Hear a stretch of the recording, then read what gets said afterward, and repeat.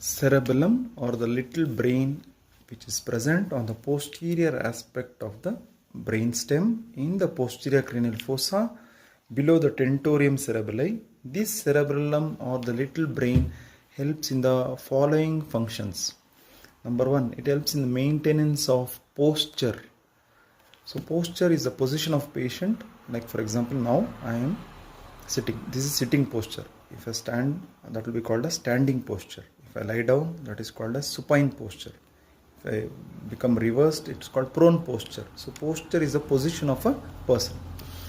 Next, cerebellum helps in the maintenance of balance or equilibrium.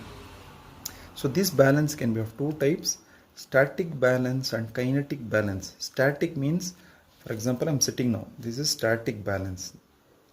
If I get up and start walking, that will be called as kinetic balance.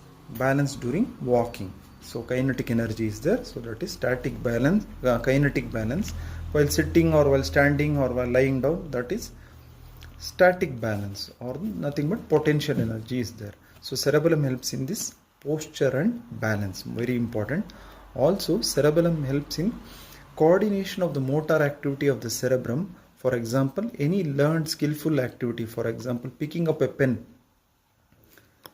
Now this picking up a pen requires precise movement. This is done by cerebellum. Learning a new musical instrument, like for example guitar, piano. So this coordination of the motor skill is done by cerebellum.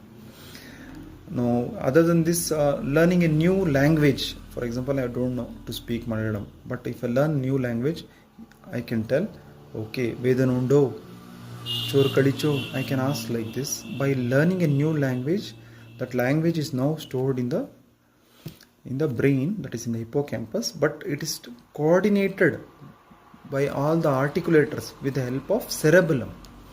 So cerebellum also helps in the maintenance of the spatial orientation. I will know where exactly the ground is there, wall is there, okay, road is there. I will know the spatial orientation, 3D orientation is because of cerebellum.